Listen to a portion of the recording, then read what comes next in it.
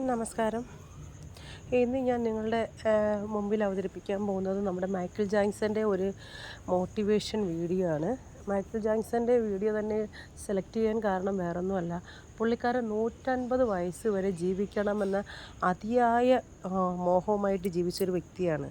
150 വയസ്സ് വരെയും തനിക്ക് ജീവിക്കണമെന്ന ആഗ്രഹത്തോടു കൂടി അദ്ദേഹം തൻ്റെ ഓരോ അവയവങ്ങൾക്കും ഓരോ ഡോക്ടറെ വെച്ചും ഓരോ ദിവസവും അദ്ദേഹത്തിൻ്റെ ശരീരാവയവങ്ങൾ ചികിത്സിച്ചുകൊണ്ട് ആ ചികിത്സയിലൂടെ എന്തെങ്കിലും ശരീരത്തിൻ്റെ അവയവങ്ങൾക്ക് എന്തെങ്കിലും മാറ്റമുണ്ടോ ഇല്ലയോ, അല്ലെങ്കിൽ എന്തെങ്കിലും അസുഖങ്ങളുണ്ടോ എന്നൊക്കെ ഇങ്ങനെ മണിക്കൂർ ഇടപെടാതെ ചികിത്സാ രീതികൾ ഇങ്ങനെ നോക്കി ഹെൽത്ത് പരമായിട്ടുള്ള കാര്യങ്ങളൊക്കെ നോക്കി വന്നൊരു വ്യക്തിയായിരുന്നു. അതുപോലെ തന്നെ നമുക്ക് ജാക്സൺ കഴിക്കുന്ന ഭക്ഷണ സാധനങ്ങൾ പോലും ലാബിൽ കൊടുത്ത് ടെസ്റ്റ് ചെയ്തിട്ടൊക്കെയാണ് കഴിച്ചത്. അങ്ങനെയുള്ള ജാക്സന് കിട്ടിയത് ആകെ 50 വർഷം ജീവിക്കാനുള്ള അനുഗ്രഹമാണ്.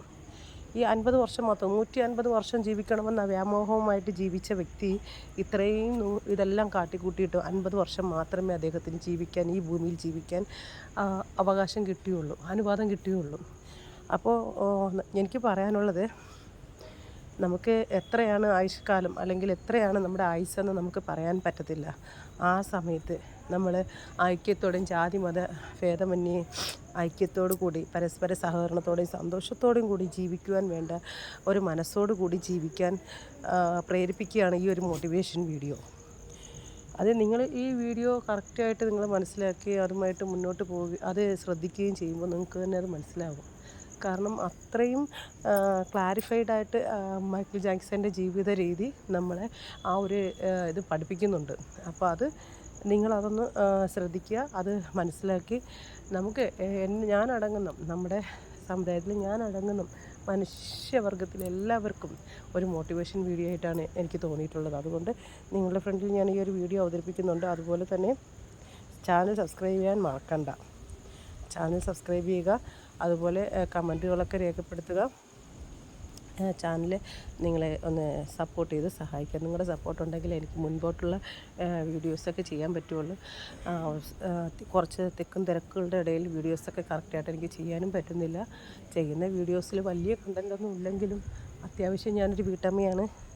അതുപോലെ തന്നെ അത്യാവശ്യം വേണ്ട ജോലികൾ ചെയ്ത് മുന്നോട്ട് പോകുന്നതാണ്. അതിനോടൊപ്പമാണ് ചെറിയൊരു ആഗ്രഹം, ചെറിയൊരു യൂട്യൂബർ ആവുക എന്നത്. അപ്പോൾ അതിന് നിങ്ങളുടെ സപ്പോർട്ടുണ്ടെങ്കിൽ എന്തായാലും എനിക്ക് മുന്നേറുവാൻ സാധിക്കുകയുള്ളൂ. അപ്പോൾ നിങ്ങളുടെ എവരുടെയും സപ്പോർട്ട് ഞാൻ ആഗ്രഹിച്ചുകൊണ്ട് നിർത്തുന്നു.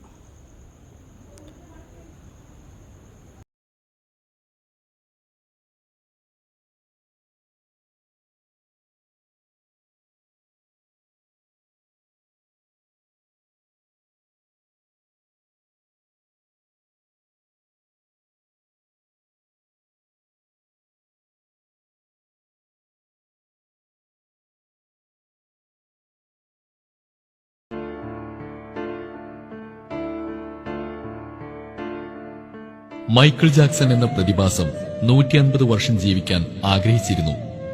അതിനായി മുടി മുതൽ കാൽവിരലുകൾ വരെ ദിവസേന പരിശോധിക്കുന്ന 12 ഡോക്ടർമാരെ അദ്ദേഹം വീട്ടിൽ നിയമിച്ചു.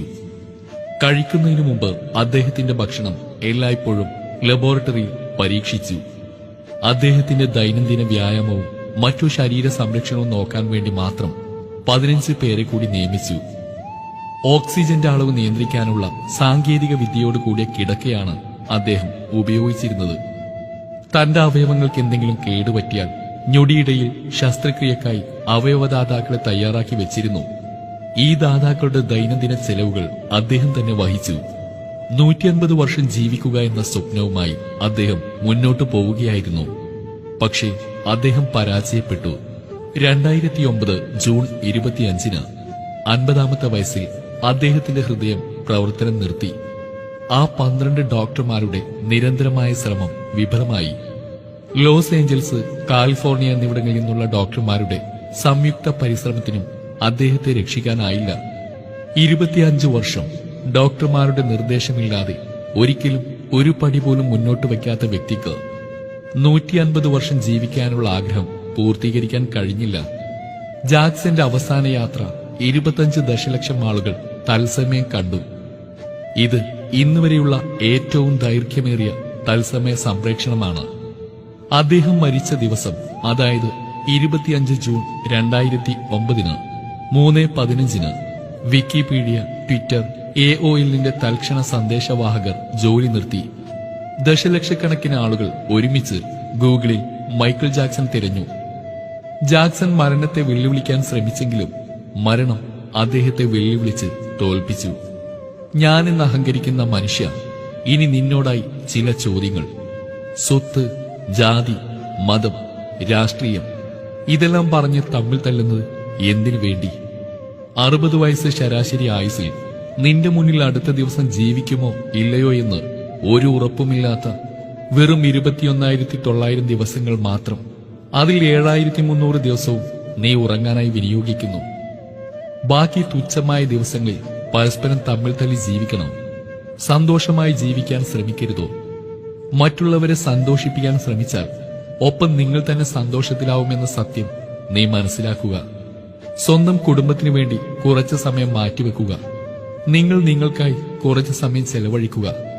ക്ഷമയും സ്നേഹവും ദയയുമുള്ള മനുഷ്യനാവുക. സമ്പന്നനാവുക എന്നത് തെറ്റല്ല.